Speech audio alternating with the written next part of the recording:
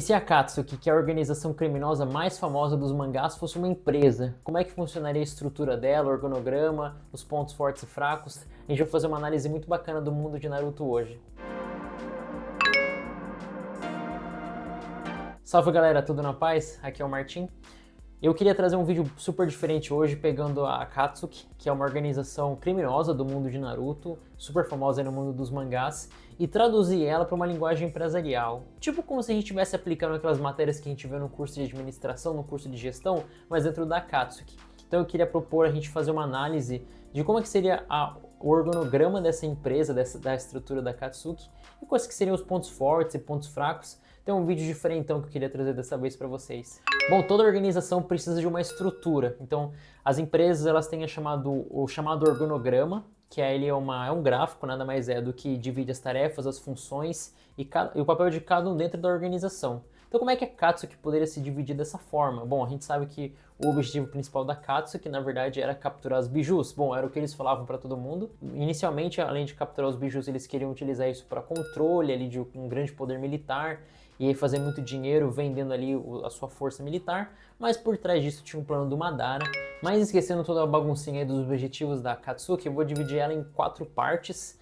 Então a primeira parte seria a liderança da Akatsuki. Então se a gente pensar em um nível estratégico, quem que seria o comandante de tudo isso? A gente tem 3 pessoas que figuram nesse papel. A gente tem o Penho, né, o Nagato. Ele seria, digamos assim, o CEO operacional. Então é o cara que está ali passando as missões, quem vai capturar qual biju, de que tal forma, onde que vai estar. Basicamente o grande responsável da organização, que sempre aparece ali. Não necessariamente quer dizer o fundador, mas o Pen seria aquele cara da mão na massa e que está sempre coordenando diretamente. E a gente teria outra pessoa ali por trás dele, que seria o Obito, o Tobi, que seria o nosso chairman. É uma posição, o chairman é um termo assim que algumas empresas, principalmente na gringa, utilizam, mas basicamente seria o líder nas sombras que estava ali organizando todo o processo. Então, na verdade, o Obito é ele que tinha o verdadeiro objetivo. O Pen ele tinha um objetivo ficcional que foi criado ali. Então, o verdadeiro objetivo quem tinha era o Obito. Então, ele era um líder nas sombras, até em cima do que o próprio Pen estava fazendo. Mas, basicamente, a gente pode colocar que o Pen estava na gestão operacional e numa parte mais estratégica, ele nas sombras era o Obito. E aí, por detrás de tudo isso, tem o founder, o fundador dessa empresa, que é o Uchiha Madara.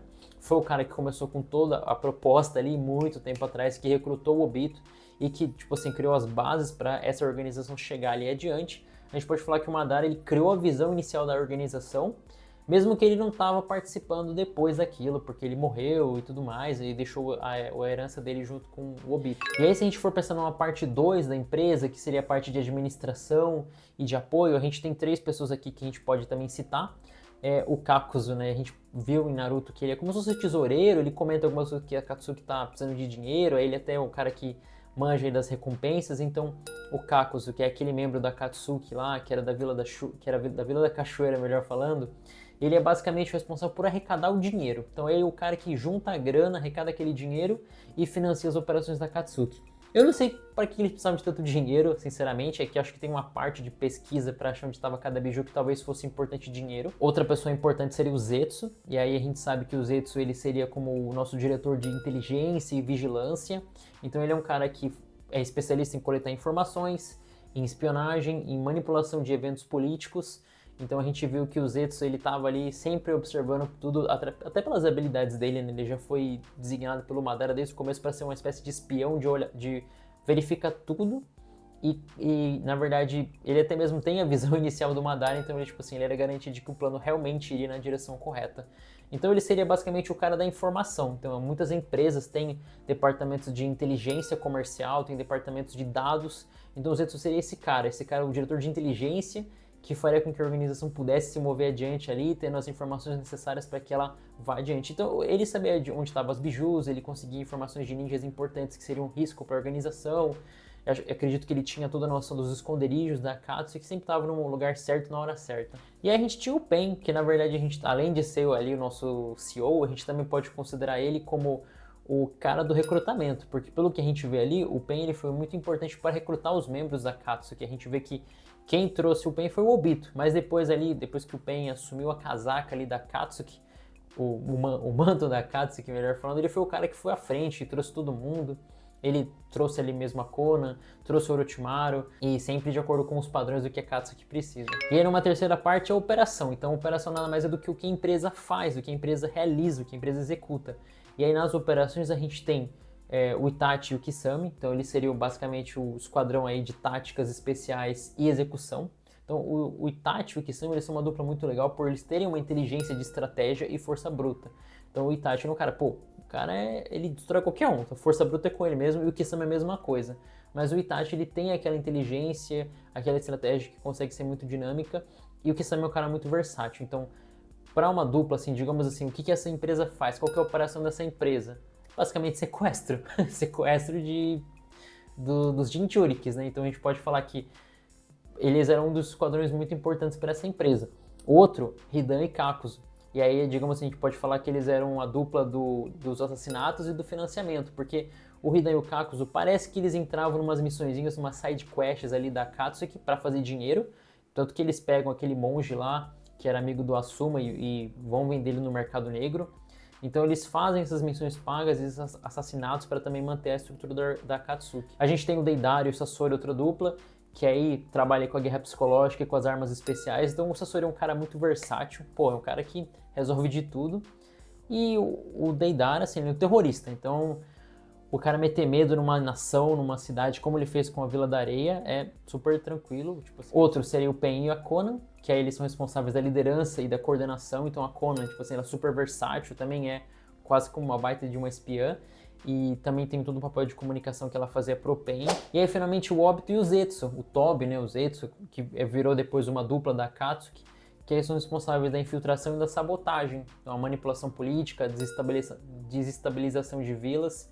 Acho que a gente viu isso muito com o Tobi, né, quando ele entrou na Vila da Chuva, aliás, Vila da Névoa, e aí ele manipulou o Mizukage, controlou o Mizukage, foi naquela época que ele recrutou o Kisame, então dá pra ver que eles têm um background assim, apesar de que eles eram mais no suporte, né, o Zetsu não tinha como capturar ninguém. Mas basicamente todo esse seria o time de execução da empresa. E aí finalmente o time de logística e afins ali, das táticas. Então a gente pode falar o Pen e o Zetsu, eles eram responsáveis pela gestão das capturas das bijus. Então não importava só sequestrar ali a pessoa, mas você tinha que também invocar o Gedomazo e quem fazia isso era o Pen. Alinhar também para que todos os membros pudessem vir e usar sua energia para fazer a extração da biju. A gente vê que no começo era um processo demorado pra caramba, os caras ficavam ali horas e horas e horas treinando a energia dos Jinchurikis. E o Zetsu também também era responsável da parte logística ali e toda a sua influência que ele tinha dentro da organização. Então assim, a gente viu que a Katsuki como empresa tinha uma certa estrutura assim, não é uma baguncinha ali, todo mundo faz o que quer só porque os caras são mercenários e casca-grossas. Ele tinha uma estrutura organizacional ali na empresa deles, apesar de que tinha muitos conflitos internos. A gente via que o Deidara era tratado ali com o Sasori, brigava com todo mundo. Hidan e o Kakuzu também, disse que o Kakuzu matou vários parceiros, vários colegas de trabalho dele também. Orochimaru tentou pegar o corpo do Itachi, né? Então a gente vê que tinha uma baguncinha, um conflito interno, mas tinha sim uma estrutura organizacional. E nem só de estrutura organizacional vive uma empresa, porque também a gente pode ver, a gente chama de análise SWOT, que é uma análise muito comum nas empresas para você ver forças, fraquezas, ameaças, mas também oportunidades. Então no mundo corporativo, nas empresas, a gente faz análise SWOT quando a empresa está assim, no seu pontapé inicial, está no seu começo. É importante a gente ver o que essa empresa tem de oportunidade e de ameaças. Mas baseado em quê? Baseado no que ela tem de força, no que essa empresa é boa em fazer e no que ela é fraca. Então é muito importante as empresas reconhecerem os pontos fracos que ela tem para que elas consigam enxergar as oportunidades e as ameaças. E é muito importante ver as ameaças porque elas podem desestruturar todo o planejamento que uma empresa tem. Bom, sobre forças, a gente pode ver que a Katsuki ele tinha membros extremamente poderosos. Então a gente tinha o Pen, o cara tinha o Rinnegan, casca grossa demais. O Itachi, Mangekyo Sharingan e todo o combo que ele tinha. O Tobi, bom, dispensa comentários porque assim, tinha aquele poder oculto dele. E assim, basicamente foi o cara que tava mandando por dentro. Kisame, era um monstro de chakra, e o pessoal fala que ele era biju sem cauda, porque assim, a quantidade de chakra dele era imensa, então o Kisame era um cara muito casca grossa e outros. Então todo mundo na Katsuki era muito forte, tipo assim, só entrava cara forte, esse era um ponto muito importante da empresa. Empresa, não chama a Katsuki de empresa, mas assim, outros pontos fortes que a gente pode falar é flexibilidade e as funções diversas. Então olha, o Zetsu, o cara era espião, ocultava cadáver e também fazia o transporte ali, toda a logística, então era um cara muito fundamental o Zetsu. Conan, ela tinha mobilidade, ela fazia as asas de papel dela E ela também tinha os ataques surpresos, os papéis eram bem importantes, vai. Pelo menos na Vila da Chuva os papéis eram importantes. Então a Conan tinha uma habilidade diversa, não era só porrada bruta. Deidara, os ataques aéreos, então tipo, era um cara que podia viver no combate a longa distância tranquilamente, desgastar ali uma vila, alguém que ele fosse invadir. Então também tem um papel muito importante e é uma habilidade assim diversificada. E o Hidan, que até acabou a obra e ninguém explicou o que o Hidan faz. Eu lembro que tinha uns caras nos fóruns que comentavam que apareceu o clã dos caras que seguem o Jashin, que é o deus ali do Hidan. Nunca apareceu, mas assim, ele tinha uma habilidade muito diversa, isso não pode negar. Uma outra coisa importante era o modelo organizacional descentralizado, que o pessoal na gestão fala que quando você faz células que conseguem trabalhar sem necessariamente esperar uma cadeia de comando ali super complexa e lenta. Então a Katsuki não tinha esse modelo, assim, ele não precisava esperar o PEN mandar o cara fazer para ele fazer, tipo assim, eles tinham autonomia, então eles eram, tipo assim, tinham um modo de operação descentralizado, ao mesmo tempo eles seguiam a visão estratégica da empresa, da Katsuki. As células autônomas permitiam que eles pudessem fazer várias missões em tempos diferentes, sem que isso fosse, de alguma forma, criasse algum atrito dentro da organização. Todo mundo sabia o que tinha que fazer, mas tinha sua autonomia. E aí, um último ponto que a gente poderia citar como força seria o financiamento sustentável. Não deu para ver muito bem como é que a empresa ganha dinheiro. A gente viu só a menção do que o Kakuzu, ele conseguia umas quantidades de dinheiro por meio da venda no mercado clandestino de corpos. Um bagulho meio sinistro, mas sim, eles tinham ali os caçadores de recompensa, eles vendiam corpos das pessoas que eles matavam. Então era isso. Diz o Kakuzu que era responsável da parte financeira da Katsuki. Vamos dizer que isso era um ponto forte de que a empresa pelo menos pensou nisso, em como fazer dinheiro. Mas aí a gente tem que ver as fraquezas também. Isso é muito importante para uma empresa, ter noção de quais são minhas fraquezas para que eu consiga bolar minha estratégia comercial, buscando evitar, buscando contornar esses pontos fracos. E bom, na Akatsuki a gente poderia falar a falta de alinhamento interno. Alinhamento, porque tinha muita gente que fazia uma baguncinha lá e tipo, dane-se, né, não seguia as regras. A gente pode citar o Orochimaru, que ele só queria coletar dojutsus, ele foi lá por causa dos dojutsus, ele ficou atraído pelo dojutsu do Pain, depois foi atrás do Itachi, então tipo assim, é um cara que não tava nem aí pra missão da empresa. A Conan, que ela só tava seguindo por causa do Nagato, depois que o Nagato morreu também ela deixou a empresa. O Deidara era obcecado pela arte, ele tinha uma busca filosófica ali por detrás, então não era que ele estava fazendo tudo aquilo porque ele queria, eu queria dominar o mundo, eu queria trazer uma nova era para o mundo, não, ele só estava, digamos assim, numa busca pela arte, ele entrou porque ele ficou fabulado pelo Itachi, a missão dele era derrotar o Itachi, então tinha uma falta de alinhamento ali com a organização. E o Pain, o Obito, o Madara, que são as três figuras de liderança, cada um tinha uma visão do que queria. Eles não estavam bem alinhados, não. O Pain tinha uma coisa que ele queria fazer, o Obito também, apesar de que ele fingia que ia fazer o que o Madara queria. Então dá pra ver que isso era uma fraqueza dentro da empresa. E aí a gente pode ver também que isso levou à falta de confiança. Esse é um outro ponto fraco da empresa aqui. A gente viu as tretas que teve, o Orochimaru tentou pegar o dojutsu do Itachi, o Sharingan. O Sasori e o Deidara tinham suas tretinhas, e também a Conan atacou o Obito depois que o Nagato faleceu, porque ela queria proteger o corpo do Nagato e tudo mais. Então não tinha basicamente confiança entre os membros da organização, o que é um ponto muito ruim numa empresa. E a exposição ao público, porque os caras vestiam um manto preto com nuvens vermelhas que chamavam muito a atenção. Então assim, essa exposição fez com que, bom, talvez no início, claro, a gente sabe que o mangá tem que ser chamativo e tal, mas pensando numa empresa que queria fazer atividades mais, digamos assim, à margem da lei, chamava bastante atenção. Então isso provocou com que o mundo ninja ficasse contra a Katsuki em determinado momento. Mas assim, na história de Naruto a gente vê que a galera esperou todos os Jinchuriki serem capturados, sobrarem só 2 para fazer alguma coisa. Então foi devagar, mas era um ponto fraco da Katsuki também. E aí as oportunidades que essa empresa aqui tinha. Primeiro, Jinchurikis vulneráveis. Então a gente sabe que muitos estavam isolados. Os Jinchurikis, assim, muitos deles não seguiam direito o que a vila queria, estavam aí rodando por aí sem muito norte, então, tipo assim, sim, eles estavam vulneráveis, e isso facilitou muito a captura deles. Outra oportunidade, na verdade, muito bacana da Katsuki era que as vilas ninjas estavam fragmentadas, não tinha uma união, não tinha a ONU das nações ninjas, cada uma vivia no seu canto, porque cada uma tinha suas bijus, apesar de que nem todas cuidavam bem delas, mas essa fragmentação do mundo ninja foi importante para Katsuki, porque ela atacou a areia, mas só a folha reagiu. Depois eles atacaram ali a Vila da Pedra, mas a pedra não fez nada. Bom, não que a gente tenha visto, mas a nuvem também não fez nada, então não teve uma grande comoção.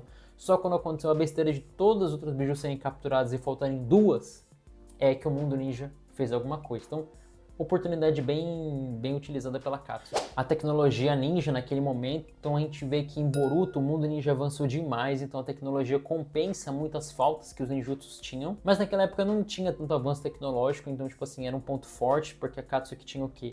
Ela tinha Kekkei Genkais, que eram os poderes ali de linhagem dos seus membros, tinha os clones do Zetsu, que também foi uma ferramenta muito importante e que o Kabuto utilizou. Assim, a Akatsuki na Guerra Ninja, graças aos clones que eles conseguiram do Zetsu, eles conseguiram um exército, eles conseguiram trazer as linhagens de sangue ali das Kekkei Genkais dos ninjas mortos. Então, tipo assim, digamos que foi um avanço nos ninjutsus que era compensado pela falta de tecnologia geral que a sociedade tinha. Então, digamos assim, não tinha grandes barreiras para atrapalhar a Akatsuki, né? Imagina, hoje em dia em Boruto você vê que os caras copiam do Jutsu, tem outras coisinhas ali também, né? Tem os negócios que o Amado faz, então, tipo assim, pensa que seria um grande problema para Akatsuki se tivesse um Amado, por exemplo, naquela época, fazendo aqueles clones ali, fazendo toda uma brincadeirinha ali com os ciborgues que ele desenvolveu em Boruto. Seria um caos. Ainda bem que isso eu não tinha em Naruto. E agora ameaças também, porque é importante a empresa olhar as ameaças. Então, primeiras ameaças são os ninjas de elite das vilas. Então não é porque as vilas estão tretadas entre si que elas não têm pessoas fortes que podem barrar os objetivos da Akatsuki. E aí a gente tem alguns ninjas poderosos, como o Kakashi na Folha, o Gai na Folha, o Jiraiya, que era um errante por aí, e o Killer Bee da Vila da Vila da Nuvem, mas em outras vilas também tinham ninjas poderosos que poderiam ser uma resistência aos planos da Akatsuki, coisa que a gente viu que não aconteceu tanto pela falta de integração, mas podia ser um problema. Pelo menos na Folha ajudou a salvar o Naruto. A Aliança Shinobi foi uma ameaça, então quando os Shinobi se uniram e tudo mais, fizeram aquela frente ampla contra a Akatsuki, ajudou, porque ela não conseguiu capturar nem o Hachibi e nem o Naruto. Claro, depois conseguiu capturar o Hachibi, mas, bom, deixa isso ali pro meio da Guerra Ninja.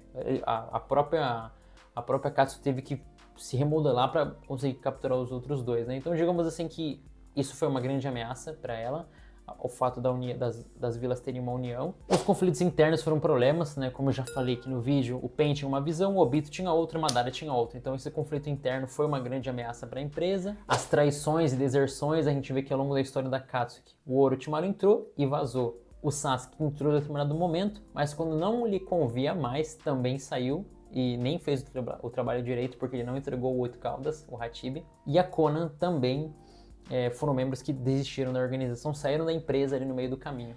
E não que a empresa não fosse vulnerável a outras traições, porque parece que todo mundo ali, se desse um passo para trás, já podia estar saindo da empresa. E aí uma última ameaça seria as contra-estratégias, os contra-ataques estratégicos que foram desenvolvidos por esses membros, porque conforme eles ficavam famosos, também as vilas ninjas desenvolviam forma de derrotar eles. A gente coloca como exemplo o Shikamaru, que ele conseguiu entender basicamente a lógica da técnica do Hidan e conseguiu derrotar ele. Então assim, tipo, conforme eles foram ficando mais populares ali, chamando atenção, é óbvio que os inimigos tinham formas também de se adequar e eliminar eles. Então assim, isso foi uma ameaça muito importante. A gente tá vendo no passado porque a história de Naruto já acabou, mas isso seriam ameaças muito importantes dentro da organização. Mas e aí, time, a gente viu que a Akatsuki como empresa tinha uma certa estrutura, tinha uma organização, tinha pontos fortes e pontos fracos, mas mesmo assim acabou indo para sua derrota, para sua queda no final da obra de Naruto. Mas e aí, o que você acha que a Akatsuki poderia ter feito para se corrigir ali o seu posicionamento estratégico, ou feito um recrutamento melhor, trazido membros mais fiéis, ou mesmo a questão da sua liderança, se ela tivesse sido mais consolidada num só objetivo? O que você acha que faltou para a Akatsuki para ela ter vencido no mundo ninja? Deixe aí seus comentários. Obrigado por estar compartilhando aqui, estar acompanhando junto com a gente o nosso canal. Siga para mais novidades ali e até uma próxima. Valeu!